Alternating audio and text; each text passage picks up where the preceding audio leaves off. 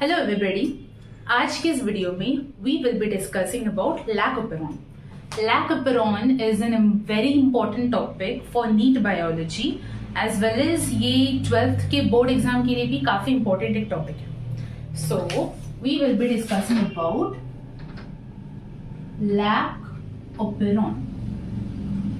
सबसे पहले we have to discuss what is basically an operon. Operon को हम समझ सकते हैं as a set of genes, एक ऐसा सेट ऑफ जीन्स जहां पर सारे जीन्स मिलकर एक पर्टिकुलर फंक्शन को कैरी आउट कर रहे हैं। So it's basically an operon is a set of genes where all the genes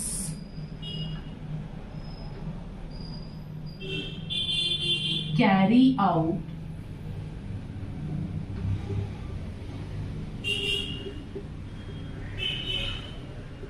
a particular function। ठीक है, ओके। अब इसके एग्जाम्पल में हम देख सकते हैं, मान लीजिए एक घर है जहां पे 4 दोस्त रहते हैं। पहला जो दोस्त है वो घर की साफ सफाई करता है, जो दूसरा वाला है वो मार्केट से सब्जी खरीद के लाता है, जो तीसरा वाला है वो उसी सब्जी को पकाता है, और जो चौथा वाला है वो बिल्स पे करता है। अब इनमें से किसी एक ने भी अगर अपना काम ठीक से नहीं किया तो वो पूरा घर ही नहीं चलेगा। अगर दूसरे बंदे ने बोला कि मैं मार्केट नहीं करूंगा तो तीसरे वाले पकाएगा क्या? अगर तीसरे वाले ने खाना नहीं पकाएगा तो सब लोग खाना नहीं खा पाएंगे। अगर चौथे वाले ने बिल्स पे नहीं किया तो ना तो माइक्रोवेव, ना तो इंडक्शन ओवन, ना तो बिजली, इलेक्ट्रिसिटी, पानी कुछ नहीं होगा, तो भी घर नहीं चलेगा। और अगर पहले वाले ने बोल दिया कि मैं घर को साफ नहीं रखूंगा तो भी 4 लोग रह नहीं पाएंगे। तो these all of them are combinely running a household. वो सब लोग चारों मिलकर एक घर को चला रहे हैं। ठीक उसी तरीके से ओपेरॉन में भी जो बहुत सारे जीन्स जो होते हैं ना, वो सब लोग मिलकर एक पर्टिकुलर फंक्शन को कैरी आउट कर रहे होते हैं। अब इस ओपेरॉन के बहुत सारे एग्जांपल्स है, जैसे कि लैक्टोज ओपेरॉन, फिर आता है अरेबिनोज ओपेरॉन, फिर हो सकता है tryptophan operon,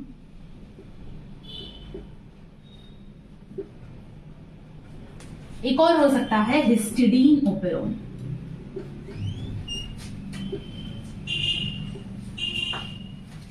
We don't have to focus on Arabinos और tryptophan और histidine, क्योंकि इनके बारे में एनसीईआरटी में बस इसका नाम मेंशन है, अदरवाइज इनके बारे में कुछ खास है नहीं।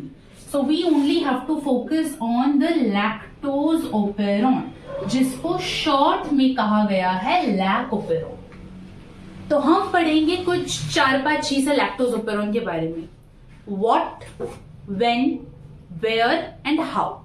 सबसे पहले we will focus on what is a lactoperon। Okay, now the definition of lactoperon goes like this। ये एक सेट ऑफ जीन्स ऐसा है जहां पर सारे जीन्स मिलकर ये फंक्शन कैरी आउट कर रहे हैं सेल में कि लैक्टोज को सेल के अंदर लेकर आए और उस लैक्टोज को मेटाबोलाइज कर सके। So basically it is a set of jeans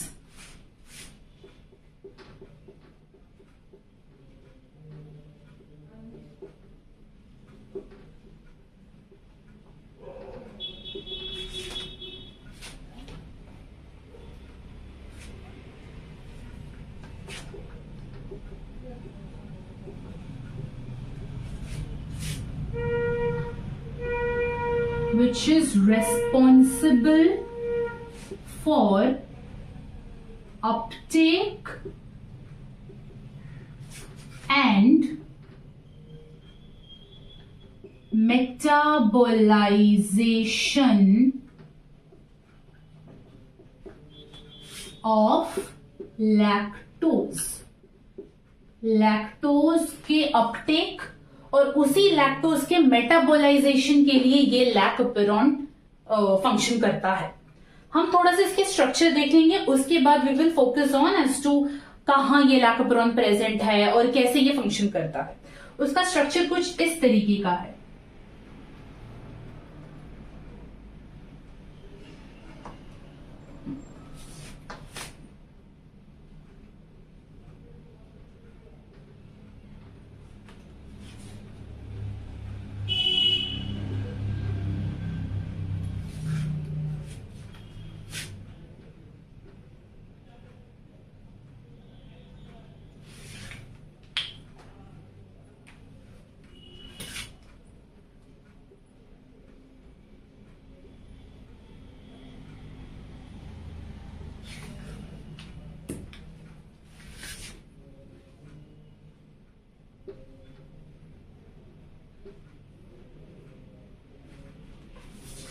ये है सारे जीन्स इस लैकोपेरोन में।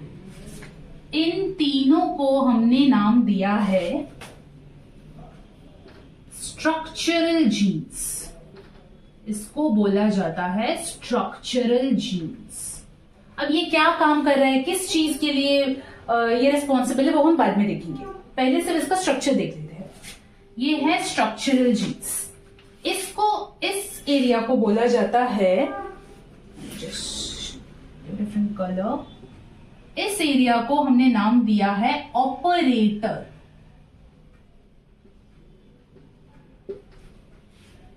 इस एरिया को हमने बोला है प्रोमोटर। और ये जो आई है दैट बेसिकली स्टैंड्स फॉर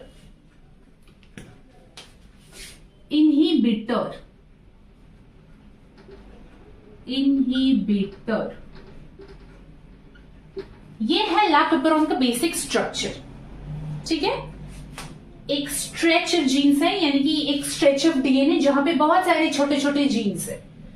ये आई जीन है, यहां पर जेड जीन है, यहां पर वाई जीन है, यहां पर ए जीन है। ठीक है, ये पी एक रीजन है जिसको हमने प्रोमोटर कहा है, और ये है ऑपरेटर वाले रीजन। और ये जो पी है ना, ये भी एक तरीके का प्रोमोटर ही है। This is a promoter for this I, this is a promoter for these structural genes, and this particular P is the promoter for this inhibitor gene. हर एक जीन की शुरुआत में प्रोमोटर होता ही है। ठीक है, any gene, any particular gene which is to be transcribed, जिसका transcription होना होता है, हमेशा एक प्रोमोटर रीजन से ही ट्रांसक्रिप्शन शुरुआत होगा। ट्रांसक्रिप्शन होता है, हमने पढ़ा है कि RNA polymerase it sits on the promoter and it starts transcribing.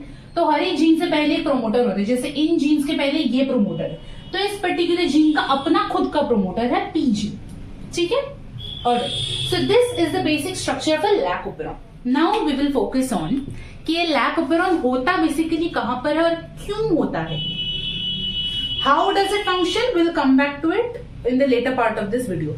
सबसे पहले we have to see where is this lac operon found, ये कहां पे मिलता है, और दूसरा चीज ये कब फंक्शन होता है, क्या ये हमेशा फंक्शन करता है या फिर ये किसी पर्टिकुलर सिचुएशन में ही वो फंक्शन करेगा।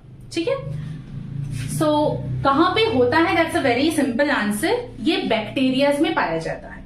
ठीक है, बैक्टीरिया के सेल के अंदर ये पर्टिकुलर लैकोपेरोन वाला जीन मिलता है हमको। Bacteria as in E coli में हमको ये मिलता है, और ई कोलाई का ही एग्जाम्पल एनसीईआरटी में भी है, जिसको ही हम लोग बेसिकली आज पढ़ेंगे। और अदरवाइज दूसरे बैक्टीरियाज में भी ये रहता है, जैसे कि लैक्टोबैसिलस में एक लैकोपेरोन है, हालांकि उसका स्ट्रक्चर ई कोलाई वाले लैकोपेरोन से थोड़ा डिफरेंट है, but otherwise lac operon is present mostly in bacterias. ठीक है, ऑलराइट, अब हमको देखना है कि कब ये लैकोपेरोन फंक्शन करेगा, क्या ये हमेशा फंक्शन करता है या फिर किसी पर्टिकुलर सिचुएशन में ही वो एक्टिवेट होता है, या फिर कभी कभी वो इनहिबिट भी होता है, या फिर इस इनहिबिटर का जो रोल है उसको भी हम देखेंगे। तो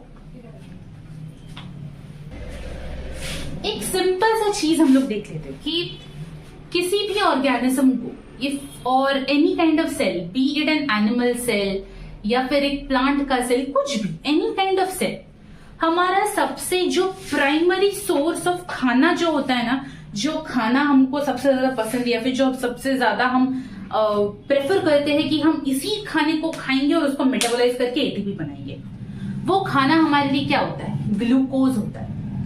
हमने ये एनिमल सेल्स के बारे में भी पढ़ा है कि जो भी हम खाना जो खाते हैं वो फाइनली इंटेस्टाइन में जाके ग्लूकोज में एकदम ब्रेकडाउन हो जाता है, फिर वो ग्लूकोज ब्लड के जरिए हमारे बॉडी के डिफरेंट डिफरेंट सेल्स में पहुंच जाता है, और वहां पे फिर उस ग्लूकोज को मेटाबोलाइज किया जाता है। मेटाबोलाइजेशन यानी कि ग्लूकोज को फाइन हिस्से में तोड़ा जाता है। ये क्यों तोड़ा जाता है, ताकि एटीपी का जनरेशन हो। ये सेम चीज बैक्टीरिया के लिए भी लागू होता है, या फिर ई कोलाई, हम थोड़ा स्पेसिफिक जगह पे जाएंगे, we will talk about E coli, lac operon in E coli. तो ई कोलाई भी खाने के लिए प्रेफर करता है ग्लूकोज, पर अगर उसके पास ग्लूकोज नहीं रहा तो वो क्या करेगा, अगर उसके पास मान लीजिए एक पेट्री प्लेट है आपके पास और उस पेट्री प्लेट में आपने ई कोलाई का कल्चर ग्रो किया है, you have taken a petri dish और अ पेट्री प्लेट, यहां पे एक ई कोलाई का सेल है, हालांकि इतना बड़ा सेल होता नहीं है, but anyways if this is an E coli cell और मैंने उसको खाने के लिए यहाँ पे ग्लूकोज दिया है, यहाँ पे मैंने उसको ग्लूकोज दिया है,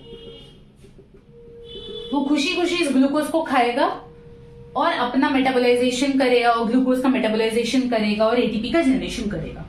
लेकिन अगर उसके पास ग्लूकोज नहीं है, मैंने सिर्फ उसको लैक्टोज दिया है,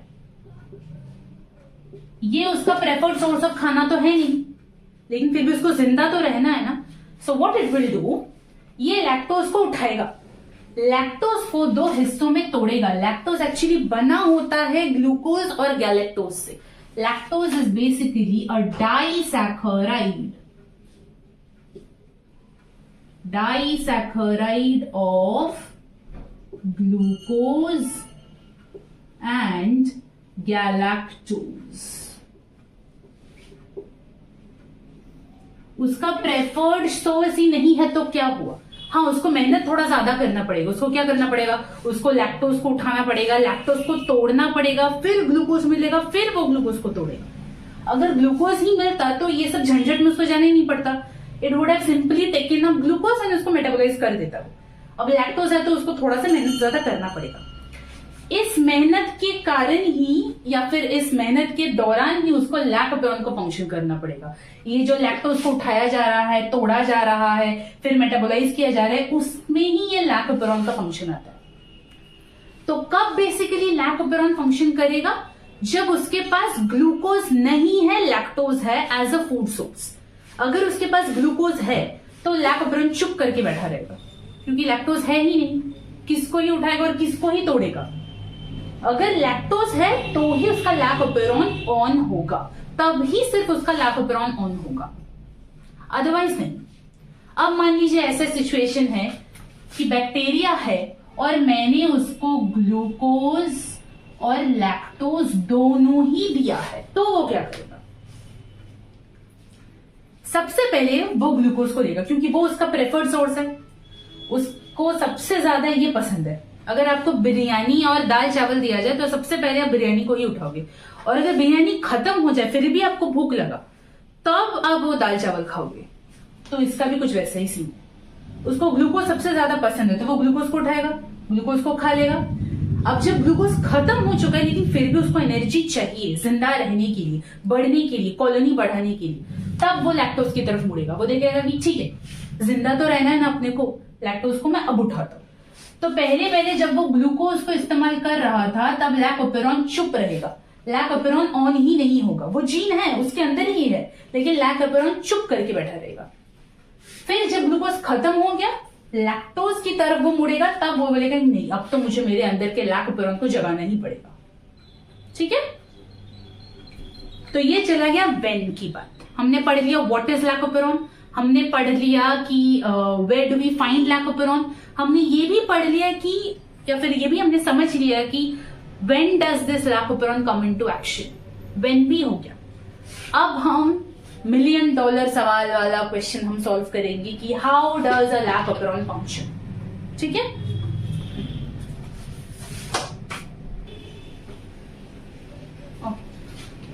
अब हम देखेंगे हाउ डज अ लैक्टोपेरॉन फंक्शंस। फिर इसे हम लोग स्ट्रक्चर थोड़ा एक बार बना लेते हैं। ये रहा लैक्टोपेरॉन का स्ट्रक्चर। ये मान लीजिए ये है ई कोलाई का बैक्टीरिया,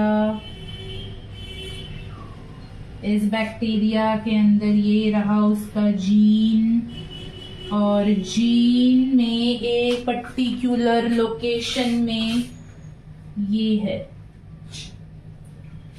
एक पर्टिकुलर लोकेशन में ये है।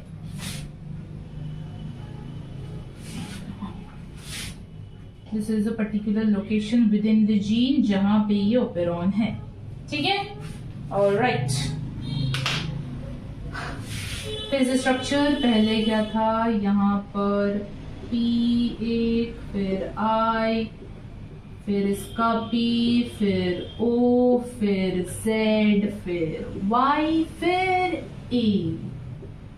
ठीक, हम एक एक करके सबके बारे में पढ़ेंगे।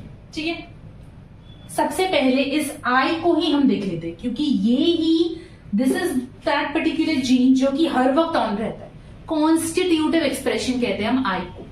कॉन्स्टिट्यूटिव यानी कि किसी भी तरीके का सिचुएशन हो, जैसे मतलब धूप, बारिश, सर्दी, गर्मी, कभी भी हो, इनहिबिटर हमेशा ऑन है।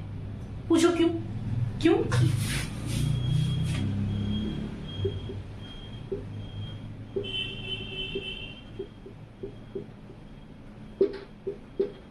यूजुअल सिनेरियो में lactose as a food source इसको नहीं मिलता।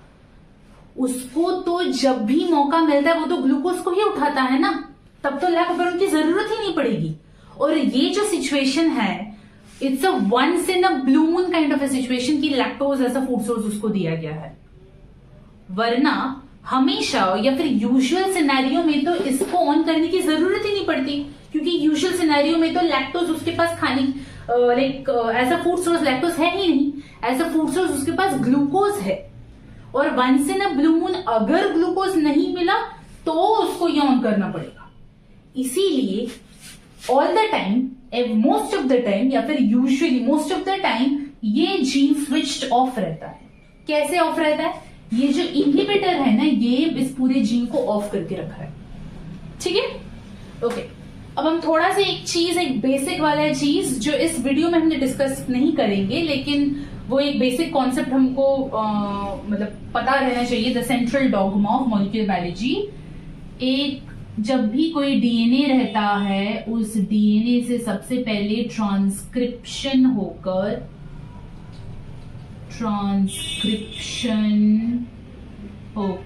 आरएनए बनता है, और उस आरएनए से ट्रांसलेशन होकर प्रोटीन बनता है। ठीक है, ये एक सेंट्रल डॉगमा है, central dogma of molecular biology.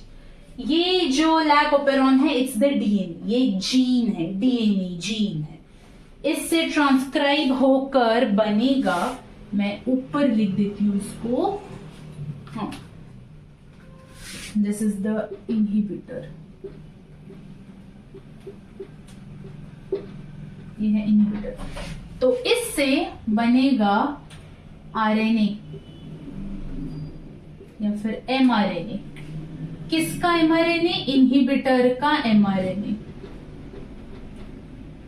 इससे बना, इस डीएनए से बना इसी आई जीन का एमआरएनए, और इस आरएनए से बनेगा ट्रांसलेट होकर इनहिबिटर का प्रोटीन। ये है अच्छा, मैं इनहिबिटर प्रोटीन को थोड़ा बड़ा बना देती हूँ।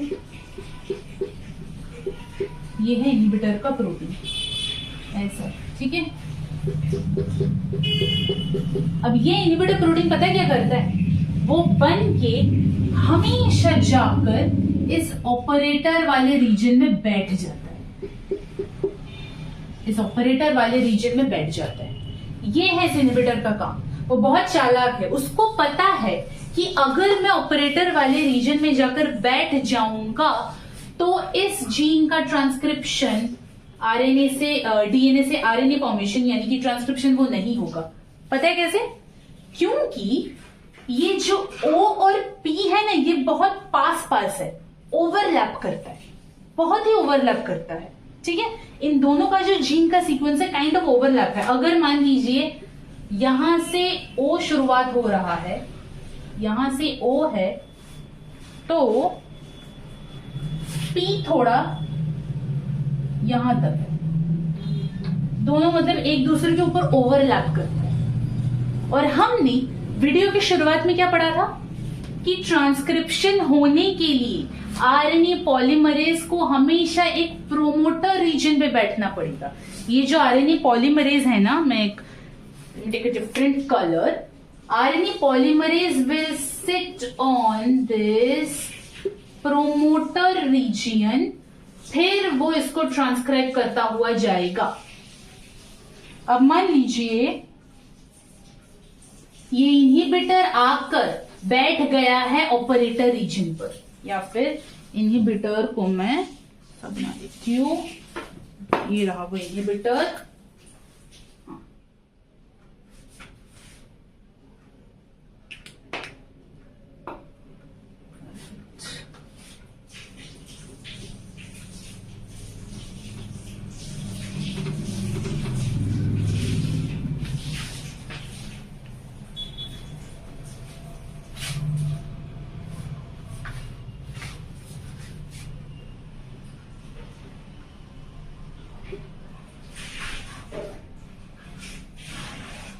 अच्छा, मैं ऐसा बना दी तो ना थोड़ा सा समझने में आसानी होगी कि ये दो ओवरलैप कर रहे हैं। एनसीईआरटी में हालांकि ऐसा डायग्राम नहीं है, बट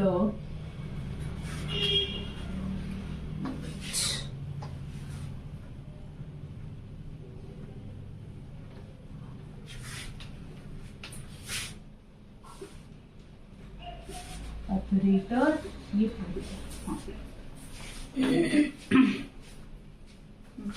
मैं यहां पे इस चीज को लिख देती हूँ।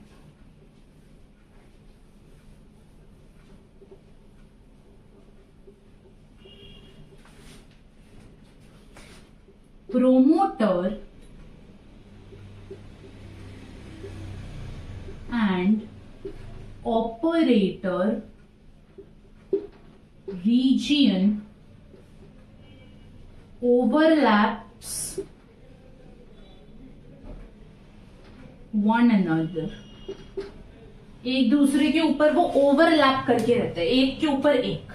ये अगर मान लीजिए प्रोमोटर है, ऑपरेटर इसके ऊपर ऐसे है, ऐसा है, ठीक है।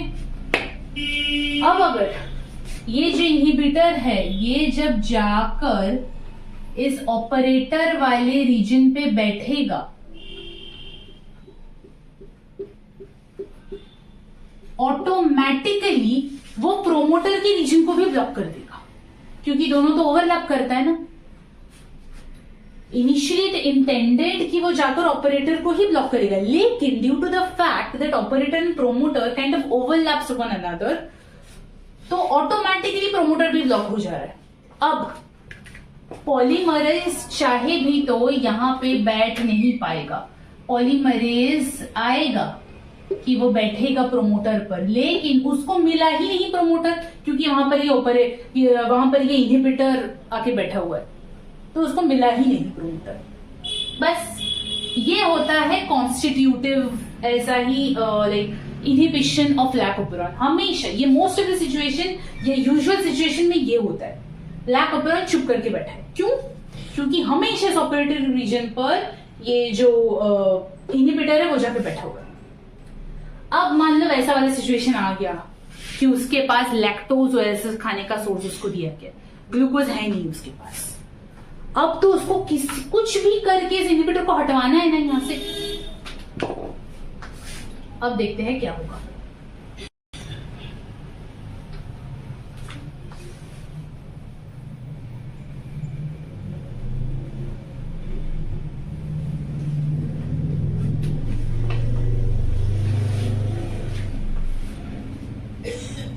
मीडियम में हमने अब थोड़ा थोड़ा करके लैक्टोज दिया है एज अ खाने के सोर्स के हिसाब से हमने उसको ग्लूकोज नहीं लैक्टोज दिया। अब तो किसी भी तरीके से इस जीन को उसको ऑन करना पड़ेगा, यानी कि इस इनहिबिटर को हटाना पड़ेगा। कैसे हटाएगा? ये जो लैक्टोज है ना, ये सेल के अंदर घुसेगा, इकोलाई के सेल के अंदर घुसेगा, जाकर के लैक्टोज इस इनहिबिटर के साथ बाइंड करेगा। कैसे? ऐसे।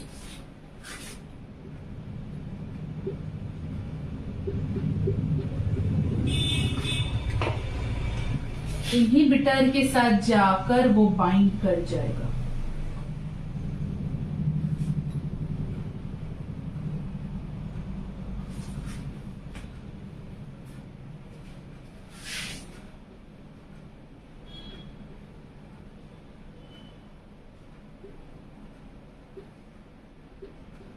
इनहिबिटर के साथ जाकर बाइंड कर जाएगा। इस कारण क्या होगा, इनहिबिटर अपना फंक्शनैलिटी ही लूज कर देता है, क्योंकि इनहिबिटर के साथ ये लैक्टोज अगर बैठ गया ना, अब वो अपना फंक्शनैलिटी लूज कर देता है। उसका फंक्शनैलिटी क्या था कि वो जाकर इस ऑपरेटर वाले रीजन पे जाके बैठेगा, यही तो उसका फंक्शन था कि मेरे को जाना है ऑपरेटर और साथ में प्रोमोटर को ब्लॉक करना, ये उसका फंक्शन था। अब क्योंकि लैक्टोज आके बाइंड कर गया ना उसके साथ, अब इनहिबिटर जा ही नहीं पाएगा। वो उसका फंक्शन था, वो खुद ही भूल गया कि मेरा क्या फंक्शन था, वो भूल गया, वो नहीं जा पाएगा। It can't go and bind, क्योंकि लैक्टोज आके बाइंड बैठ गया। अब तो पॉलीमरेज आसानी से आएगा, यहां पे बैठ भी जाएगा और इन सारे जीन्स का ट्रांसक्रिप्शन करेगा। Z जीन से Z mRNA, Y जीन से Y mRNA और A से A mRNA, ठीक है। और इससे Z का प्रोटीन, इस पर्टिकुलर mRNA का प्रोटीन, Y का प्रोटीन और A का भी प्रोटीन बनेगा। अब हम इन तीनों प्रोटीन का नाम देख लेंगे।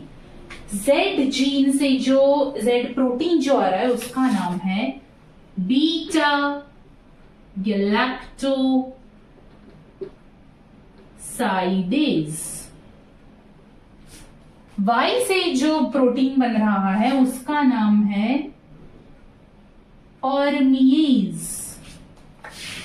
A से जो जीन आ रहा है उसका क्या नाम है, ट्रांस एसिटाइलेज। यही थे वो 3 जीन्स लैकोपेरोन के। क्या हो गया, हम फिर से थोड़ा सा रिकैप्चुलेट कर देते हैं। अब तक क्या हो रहा था, जब तक उसको ग्लूकोज मिल रहा था, लैक्टोज उसके पास खाने के सोर्स के हिसाब से लैक्टोज प्रेजेंट नहीं था, सिर्फ ग्लूकोज था, तो उसको लैकोपेरोन को चुप करवा के रखना था। बस अच्छी बात है, इनहिबिटर कॉन्स्टिट्यूटिवली एक्सप्रेस होता है, हमेशा इनहिबिटर का एक्सप्रेशन होता है, यानी कि हमेशा इनहिबिटर का एमआरएनए बन रहा है, उसका प्रोटीन बन रहा है, हमेशा इनहिबिटर का प्रोटीन बन रहा है। और इनहिबिटर का काम ही है कि मैं जाके ऑपरेटर के ऊपर बैठ जाऊं। Whenever it goes and binds with the operator region, what exactly happens? RNA pol fails to sit on the promoter region. क्यों? क्योंकि ऑपरेटर और प्रोमोटर तो ओवरलैप करते हैं एक दूसरे के ऊपर। इसीलिए जब भी ये इनहिबिटर जाकर ऑपरेटर को बाइंड करता है ना, वो ना चाहते हुए भी प्रोमोटर को भी वो ब्लॉक कर लेता है, और पॉलीमरेज को प्रोमोटर वाला रीजन दिखता ही नहीं, तो वो बैठ भी नहीं पाता प्रोमोटर पर, और इन सारे जीन्स का ट्रांसक्रिप्शन हो नहीं पाता। अब जब ई कोलाई को मैंने ग्लूकोज के बजाय मैंने उसको लैक्टोज दे दिया, अब वो क्या करेगा, नहीं अब मेरे को इसको ऑन करना है, किसी भी कारण मेरे को किसी भी तरीके से मेरे को इनहिबिटर को हटाना है। ये जो लैक्टोज मीडियम में दिया, लैक्टोज गया अंदर सेल के अंदर, ई कोलाई के अंदर, और जाकर वो इनहिबिटर प्रोटीन के साथ बाइंड कर दिया। अब इनहिबिटर अपना फंक्शनैलिटी लूज कर दिया, वो बाइंड नहीं कर पाएगा ऑपरेटर के साथ, तो ये वाला रीजन फ्री।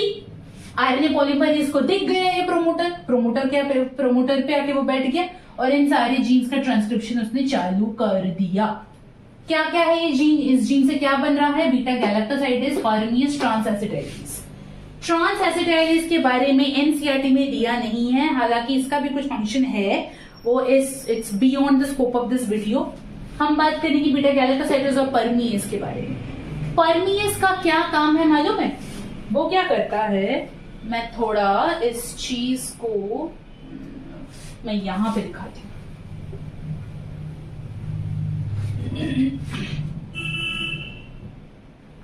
ये मान लीजिए, थोड़ा रब कर दूं,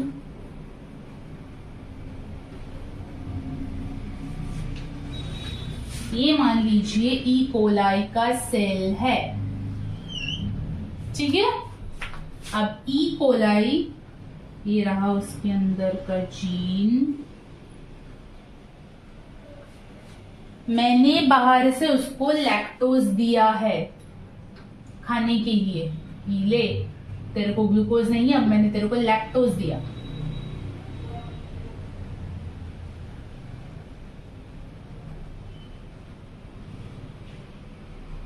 ठीक है, एक ही करके देखते हैं। ये जो बीटा गैलेक्टोसाइडेज है वो पता है क्या काम करता है, वो लैक्टोज को तोड़ता है। वो हमने थोड़ी देर पहले बोला था ना, लैक्टोज बनता है ग्लूकोज और गैलेक्टोज से, उसको मेहनत करना पड़ेगा। कैसा वाला मेहनत? लैक्टोज जब अंदर आएगा तो इस लैक्टोज को तोड़ा जाएगा 2 हिस्सों में, ग्लूकोज और गैलेक्टोज। उसको ग्लूकोज मिल गया, वो खुश हो गया क्योंकि वही तो उसको चाहिए था। नहीं मिला था ग्लूकोज, इसीलिए ना उसको लैक्टोज उठाना पड़ा, फिर उसको तोड़ना पड़ा, पर फिर भी वो खुश हो गया क्योंकि उसको ग्लूकोज मिल गया। अब बीटा गैलेक्टोसाइडेज वही काम करता है, वो लैक्टोज को 2 हिस्सों में तोड़ता है, ग्लूकोज और गैलेक्टोज। अब इकोले को ग्लूकोज मिल गया। परमिएज का क्या काम है? परमिएज ये जो लैक्टोज अंदर आएगा ना, उसके लिए चैनल बनाता है, यानी कि एक चैनल, यानी कि एक दरवाजा मान लेते। जैसे मान लीजिए 2 कमरा है, ये कमरा है, ये कमरा है, दोनों के बीच में एक दीवार है। अगर किसी भी आदमी को इस कमरे से इस कमरे तक जाना है, वो दीवार को तो भेद करके नहीं जा पाएगा। उसको क्या चाहिए? He needs a door. अगर कोई दरवाजा बना देता तो वो फटाक से इस कमरे से उस कमरे में चला जाएगा। तो वही होता है। ये जो प्लाज्मा मेम्ब्रेन है ना ई कोलाई का, वहां पे मान लो एक दीवार है, लेकिन लैक्टोज को अंदर घुसने के लिए एक दरवाजा चाहिए। वो दरवाजा ही है परमिएज। तो परमिएज एक गेट जैसा बनाता है, एक गेट जैसा बनाता है, और इस गेट के थ्रू लैक्टोज अंदर आता है। ठीक है, ओके। अब थोड़ा सा रिवाइंड करते हैं। मैंने बोला था, या फिर अभी भी हमने डिस्कस किया, कि परमिएज फंक्शन करेगा तो ही लैक्टोज अंदर आएगा। तो फिर जरा ध्यान दो, हमने शुरुआत में पढ़ा था कि इस ओपेरॉन को जब चलना होता है तो इन्हिबिटर को बंद करने के लिए, चुप करवाने के लिए लैक्टोज चाहिए। ये लैक्टोज शुरुआत में आया कैसे, कहां से आया? परमिएज तो अब तक बना ही नहीं था। ये लैक्टोज ने इन्हिबिटर को स्टॉप किया, तब ना जाके ये परमिएज बना। ये परमिएज बना ही नहीं तो लैक्टोज अंदर कैसे आया? होता ऐसा है, थोड़े थोड़े लेवल में ना लैक ओपेरॉन चलता है, बहुत कम लेवल में, इतने कम लेवल में कि वो लैक्टोज का अमाउंट कुछ भी नहीं है, बहुत ही कम है। वो इतना कम है कि उसको इकोलाई मेटाबोलाइज नहीं कर पाएगा, लेकिन वो एनफ है। किस लिए एनफ है? इस इन्हिबिटर को चुप करवाने के लिए एनफ है। वो शायद बहुत ज्यादा लैक्टोज नहीं है उसके पास, बहुत ज्यादा लैक्टोज नहीं है, इसीलिए वो खाने के तौर पे उसको इस्तेमाल नहीं कर पाए, लेकिन बहुत कम अमाउंट में लैक ओपेरॉन चलता है, बहुत कम अमाउंट में, थोड़े थोड़े अमाउंट में लैक ओपेरॉन चल रहा है, तभी उसने वो लैक्टोज बना लिया। और वो थोड़ा सा अमाउंट में जो लैक्टोज बना है ना, वो जाकर इन्हिबिटर के साथ बाइंड कर गया।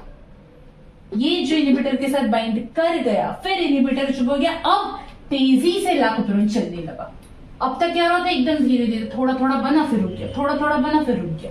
अब तेजी से बनने लगा बीटा गैलेक्टोसाइडेज, परमिएज, ट्रांसएसिडाइजेज। ठीक है, ये होता है पूरा का पूरा लैक ओपेरॉन। Thank you.